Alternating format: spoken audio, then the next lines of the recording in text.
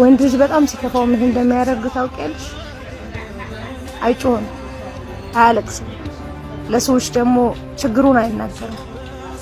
ነገር ግን በውስጡ ያለቅሳል፣ ይጮሃል፣ ራሱን ማዳመጥ ይፈልጋል፣ ብቻውን ይሆናል።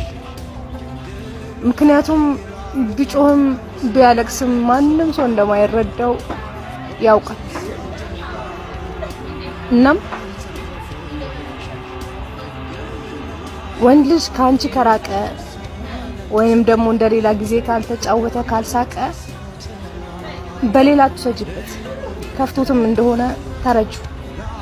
ምናልባት ከፍቶት ይሆናል ብለሽ ተረጁ። ወንድ ልጅ ብዙ ህመሞች፣ ብዙ ቁስሎች በውስጡ ተሸክሞ ነው የሚኖረው። ወንድ ልጅ ቸግሮት የሚረዳው ሰው የለም። ወንድ ልጅ ከፍቶት የሚረዳው ሰው የለም። ወንድ ልጅ ገንዘብ ሲያጣ የሚሰጠው ሰው የለም። ወንድ ልጅ ቢራቡ እንኳን የሚያበላው ሰው የለም።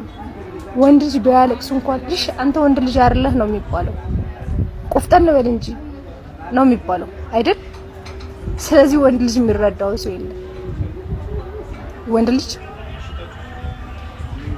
ይሄንን ስለሚያውቅ በውስጡ ብዙ ህመምና ቁስል ብዙ ነገሮችን ይዞ ነው የሚኖረው።